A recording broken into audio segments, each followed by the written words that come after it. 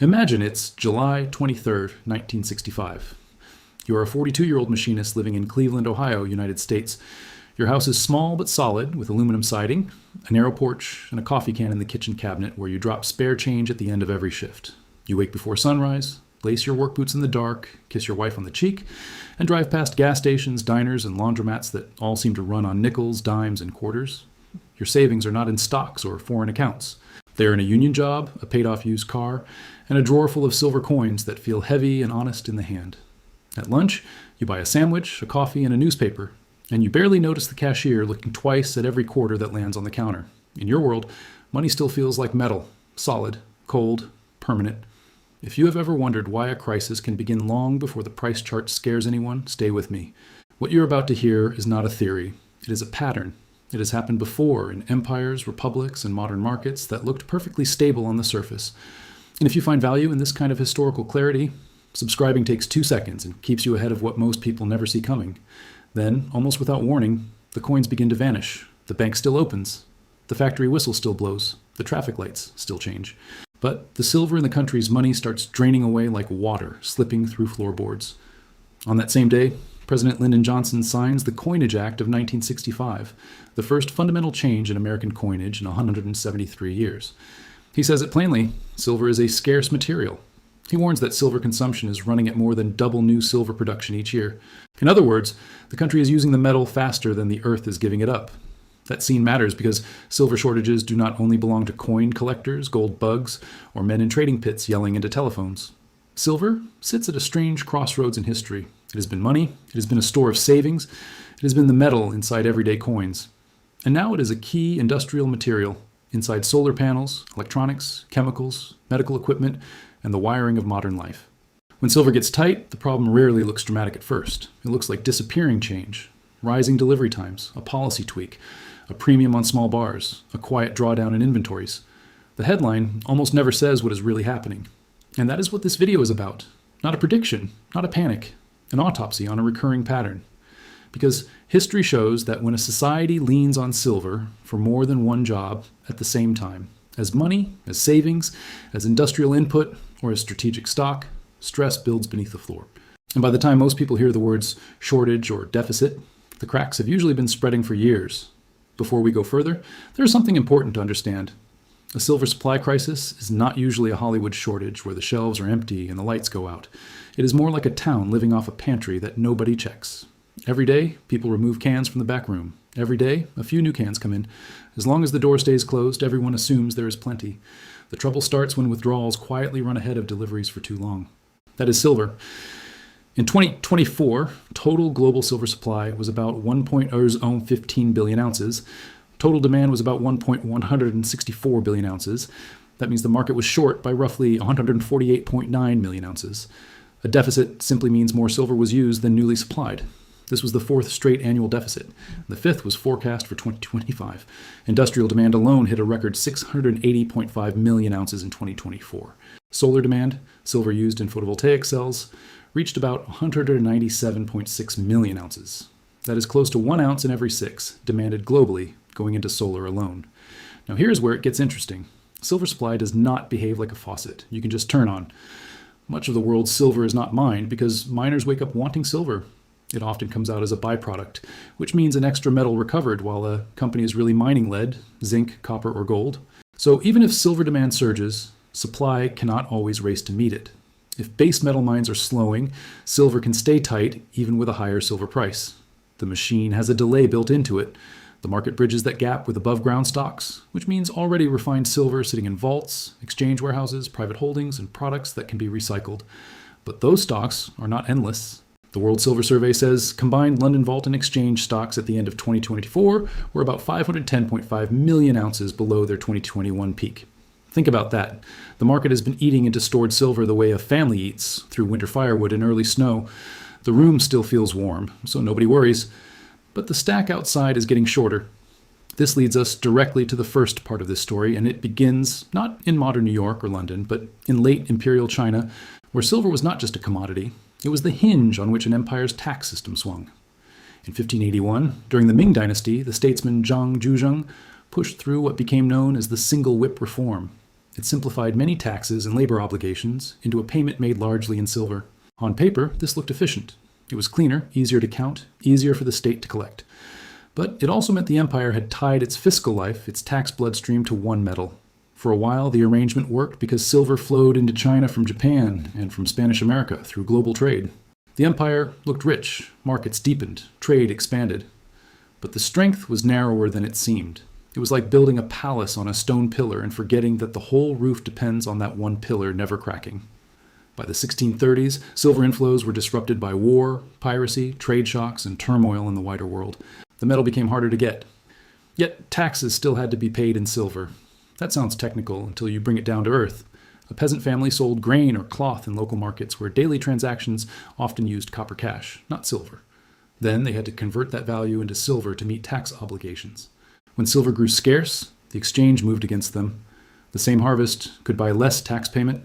The same sweat in the field produced less usable money. And this is where history gets uncomfortable. A shortage in a monetary metal does not hit everyone evenly. Officials and merchants with access to networks, storage, and credit can maneuver. The peasant cannot. He feels the shortage in the cruelest possible way. Not as a missing bar in a vault, but as a tax bill that gets heavier while the harvest basket gets lighter. In parts of North China, this pressure collided with drought, famine, and military weakness. Rebellions spread. Li Zicheng, a former postal worker turned rebel leader, gathered followers among people whose world had narrowed to hunger, debt, and humiliation. In 1644, Beijing fell. The Ming dynasty fell with it. Was silver scarcity the only cause? No, history is never that tidy. But it was part of the load-bearing wall. The tax system had become too dependent on one form of money. When that money tightened, the pressure rolled downhill onto the poorest people first. Silver was the hidden beam. When it bent, the roof did not fall all at once. It sagged, then cracked, then came down. This matters today because many people hear the word shortage and think only about price. But price is often the last chapter, not the first. In Ming China, the first signal was strain in daily exchange and tax collection. The metal became harder to access before the empire fully understood what that meant. A silver crisis begins in the plumbing. Only later does it flood the street. Here's something I want you to think about before we go further. When a critical material becomes harder to get, who notices first? The investor reading charts or the ordinary person whose routine suddenly stops working? Drop your answer in the comments, seriously. Because what I am about to show you next is the part of this story that most people never hear. And it changes everything. Fast forward to the United States in the early 1960s. This was not a collapsing dynasty. It was the richest industrial power on earth. Yet even there, silver stress showed up first in something so ordinary people almost missed the significance. Small change. By 1963, the U.S. Treasury had to re-enter the silver market to prevent hoarding of silver certificates and coin as silver's market price approached the old official level of 1.29 per ounce. Once the metal inside a coin gets too close to the coin's face value, human behavior changes. People stop spending the coin and start storing it. It is not greed in some cartoon sense. It is simple arithmetic. Why spend 25 cents if the silver inside might soon be worth more than that? The result was a coin shortage that spread through daily life like grit in a machine. Vending operators struggled. Laundromats felt it. Banks rationed coins. Cash drawers had to be watched more carefully. The problem was not that America had stopped being wealthy. The problem was that silver had become too valuable to remain quietly embedded in pocket change. The metal had one foot in money and one foot in the open market, and the market was tugging harder. President Johnson's 1965 speech is astonishing to read now because of how openly he described the mechanism. He said there were more than 12 billion silver dimes, quarters, and half dollars then outstanding, with another billion to be made before production halted. He insisted they would not disappear. Yet he also admitted the core truth. Silver consumption was more than double new silver production each year. The government was trying to hold a door shut while pressure kept building on the other side. Free world absorption of silver for coinage rose from 137 million ounces in 1961 to as much as 376 million ounces in 1965. Read that again. In just 4 years, the appetite for coinage silver exploded. That was before you add industrial use. Eventually, the government did what governments often do in a real silver squeeze. It changed the rules rather than wait for the metal to save it. Dimes and quarters lost their silver entirely under the Coinage Act of 1965. Half dollars were reduced. In 1967, the Treasury halted silver sales at the old fixed monetary price of $1.29 an ounce. The following Monday, the New York spot price jumped to $1.78. By early August, it was about $1.85. That price jump tells you something important. Shortages are often hidden by policy until the policy breaks. As long as the Treasury sold silver cheaply, the shortage looked manageable. Once the artificial lid came off, the market repriced reality in days. It was like holding a beach ball underwater with both hands. The calm was real only as long as the force stayed there. And what did ordinary people do? They did what people always do when they sense that official reassurances and physical reality no longer match. They hoarded the old coins. They pulled silver certificates from circulation.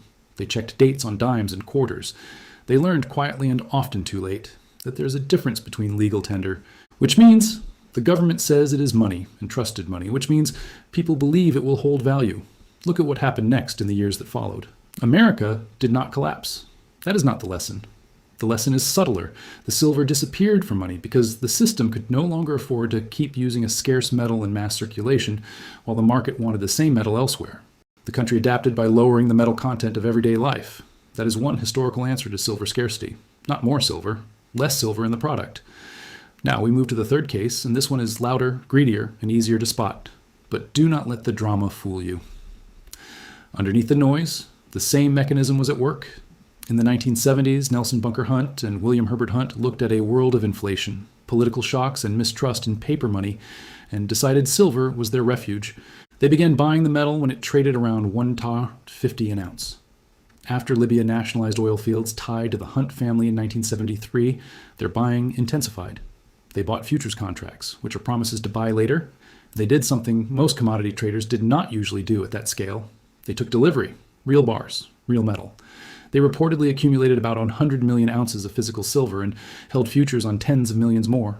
That mattered because physical removal changes a market in a deeper way than paper speculation alone. A chart can move without a truck ever rolling.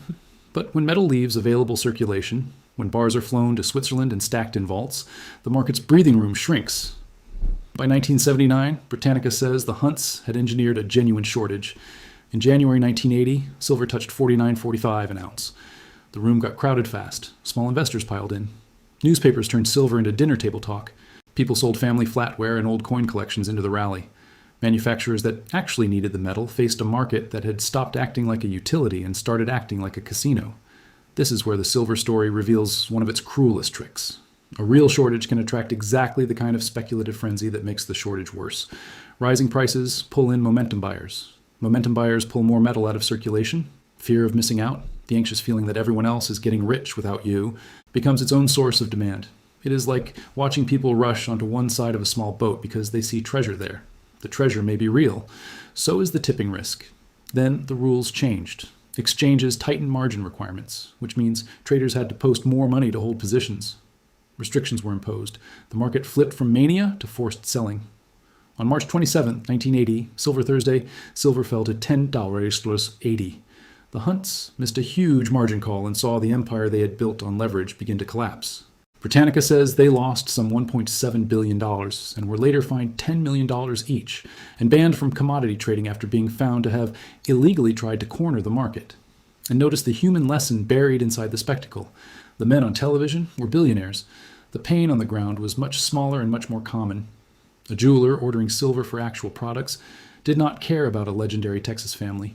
He cared that his input cost had become a storm cloud with no map. A household that sold grandmother's silverware into the spike may have felt clever for a week and foolish a month later. A late buyer staring at a newspaper headline in January 1980 was not buying a metal anymore. He was buying a crowd. This is why silver crises are so deceptive. They do not stay in one lane. What begins as a shortage or tightness in physical metal can become a speculative blow-off, and then a policy event, and then a credit event. By the end, people argue about greed, manipulation, and regulation, all of which are real. But underneath the shouting sits the older truth. The market was too tight for too long, and too much of the remaining float, the silver still available to trade, had become the object of fear and desire at the same time. Most people will never know what you now know. Most people will keep trusting systems they do not understand. If you're still here, you're not most people. Hit subscribe, because the next section is the part this channel was made for, the part they never put in textbooks.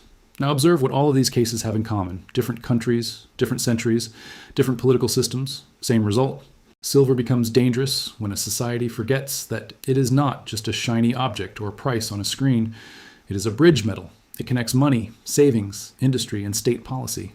And when too many people need to cross that bridge at once, Somebody gets pushed off. In Ming China, the pressure came through taxes. In the United States, it came through coinage. In the Hunt episode, it came through concentrated ownership and leverage. Different masks, same skeleton. In each case, the surface story was different, but the underlying mechanism was remarkably similar. A system depended on silver in more than one way. Access tightened. The official story lagged behind reality. Then behavior changed. People hoarded, rules changed, or panic spread. Here's the part many people still miss. A silver supply crisis does not require the world to run out of silver. It only requires the wrong kind of silver to be in the wrong place at the wrong time. Silver locked in jewelry, electronics, solar panels, or long-term holdings is not instantly available to a mint, a refiner, an industrial user, or a futures contract that suddenly wants delivery. Availability matters more than geological abundance. Water in a lake does not help a city if the pipes are broken. That is why current numbers deserve attention even without any grand prediction. In 2024, mine production was about 819.7 million ounces. Recycling added about 193.9 million. Demand still outran supply. The market has now spent years bridging the gap with inventories. Cumulative deficits from 2021 through 2024 totaled about 678.4 million ounces.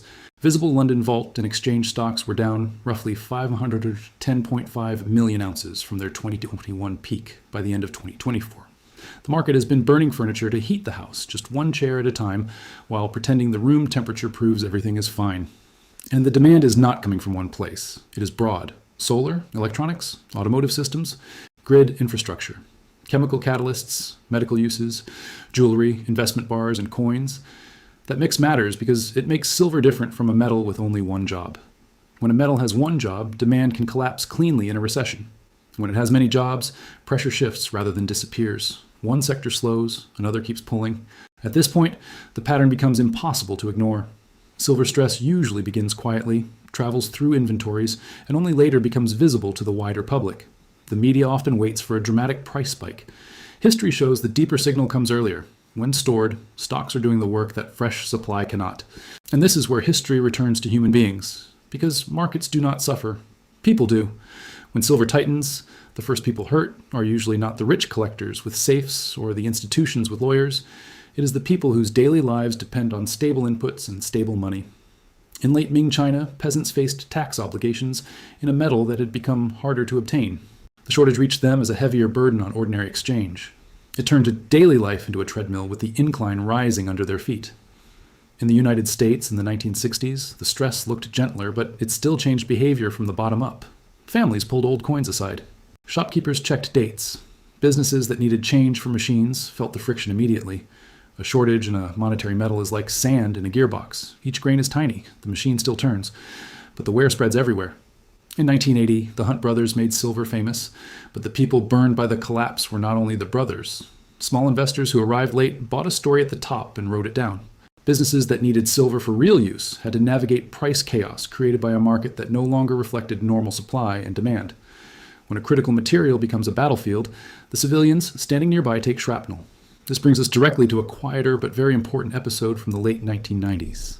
On February 3rd, 1998, Berkshire Hathaway disclosed that it owned 129,710,000 ounces of silver.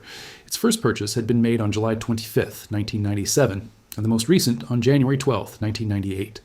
Berkshire said it had already accepted delivery of 87,510,000 ounces, with contracts for another 42,200,000 ounces due by March 6th. That was not a retail coin rush. That was one of the most disciplined capital allocators in modern history looking at the silver market and deciding physical metal mattered. And why did Warren Buffett and Charlie Munger do it? Berkshire said widely published reports had shown bullion inventories had fallen very materially because user demand exceeded mine production and reclamation. Read that slowly. Not because of a conspiracy, not because the world was ending, because real demand was greater than fresh supply and recycled supply, the same old pattern. Different decade, different suits. That is the uncomfortable truth running through all these stories. The people most exposed are often those who assume the system will always deliver what it delivered yesterday. The people least exposed are often those who understand that supply is not the same as availability, and that inventory drawdowns are not a side note. They are the story. There is another reason this matters now. Current silver demand is not being driven only by fear. Much of it is being driven by normal industrial growth. In 2024, industrial demand reached that record 680.5 million ounces. and photovoltaic demand alone was about 197.6 million. Solar panels are not panic purchases. They are planned capital spending. They are factories, utility projects, and energy systems being built on schedules that do not care whether financial commentators are paying attention. That makes modern silver stress different from a purely speculative rush. Some of the pull is structural, which means built into the shape of the economy itself. At the same time, mine supply rose only modestly to about 819.7 million ounces in 2024, and recycling, even after rising 6% to a 12-year high of 193.9 million ounces, still did not close the gap. Think about the message hidden in that. Even with more scrap coming back, even with higher prices encouraging selling, demand still outran supply. The market was not being starved by one broken mine. It was being squeezed by arithmetic, and that arithmetic has geography. Mexico remained the leading silver mine producing country in 2024, followed by China and Peru. That concentration matters because it means global supply depends heavily on a limited group of mining jurisdictions, and much of the silver coming out of them is tied to lead, zinc, and gold operations. If those mines slow for reasons that have little to do with silver itself, silver supply can remain rigid, which means slow to change, even when demand is strong. The market can want more ounces and still not get them quickly. This is also why silver shortages can be socially invisible at first. A middle-class family does not see London Vault data over breakfast. A factory manager does not use the phrase structural deficit in the lunchroom. They just notice that quotes are less comfortable, delivery feels less certain, and costs have to be renegotiated. The pain arrives by invoice, by delay, by redesign, by quiet substitution. History shows that by the time the evening news notices the shortage, ordinary people have often been living with its consequences for months or years. The question is not whether this pattern will repeat. History has already answered that. The only question is whether you will see it before it sees you. If this channel helps you think differently about the world you live in, subscribe. It costs nothing, and it might change everything. So what did the survivors, or at least the people who came through these episodes with less damage, have in common? The historical record shows they largely shared three characteristics. First, they noticed strain before the headline writers did. They watched the plumbing, not the paint. In Ming China, people closest to local markets felt the silver squeeze in exchange conditions before the full political disaster arrived. In the United States, attentive citizens saw silver coins being pulled from circulation before policy fully adjusted. In the 1990s, Buffett did not need a screaming headline. He saw inventory data and the imbalance between demand and supply. The winners in these stories were rarely prophets. They were careful observers. Second, they respected physical reality more than official reassurance. Johnson could promise silver coins would not disappear. The market still forced a change in coinage.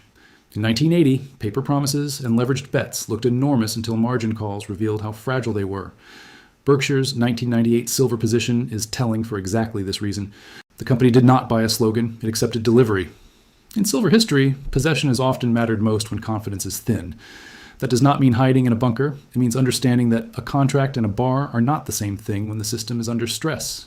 Third, the survivors avoided confusing a real squeeze with a free ride. This may be the most important lesson of all. The Hunt brothers were right that silver could tighten. They were disastrously wrong in the way they played it. They used leverage, which means borrowed exposure, and leverage turns a good idea into a trap if timing or rules move against you. Buffett, by contrast, bought after dips, used no options, and built a position around fundamentals. One approach was a man building a lookout tower. The other was a man building a tower out of matchsticks in a windstorm. None of this is financial advice. It is pattern recognition. History suggests that people who survive resource squeezes best tend to be less dependent on one fragile channel, less trusting of comforting narratives, and less eager to chase a frenzy. They think in inventories, bottlenecks, and incentives. They ask a simple question again and again. If demand keeps pulling, where exactly does the next ounce come from?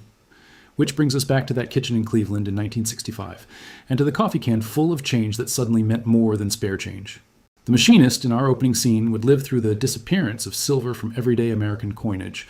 He would still get paid. The grocery store would still open. The republic would not collapse. But a quiet truth would have entered his life. The money in his hand was not permanent. The metal under the system could change when pressure got high enough. That is the larger lesson here. Silver supply crises are rarely announced with trumpets. They are usually whispered through policy changes, inventory drawdowns, vanished coinage, delayed deliveries, or one careful buyer taking an interest in physical metal while the crowd looks elsewhere.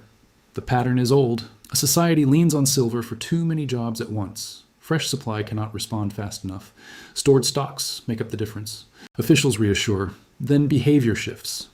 Today, silver remains caught between the old world and the new one. It is still a precious metal. It is still a store of value for many people. But it is also an industrial nerve, a tiny conductor inside the machines and energy systems modern economies want more of. That dual role is what makes the subject easy to dismiss and dangerous to ignore. Silver is not a fire alarm that goes off once. It is a support beam that weakens quietly while the building remains brightly lit. This is historical and educational analysis. It is not financial advice. Every individual situation is different. Please consult a qualified professional before making any financial decision. This video is not for everyone. Most people will dismiss it. But if one person in your life needs to hear this, share it with them. Not because it will change the world, because it might change their world. Subscribe for more, and I will see you in the next one.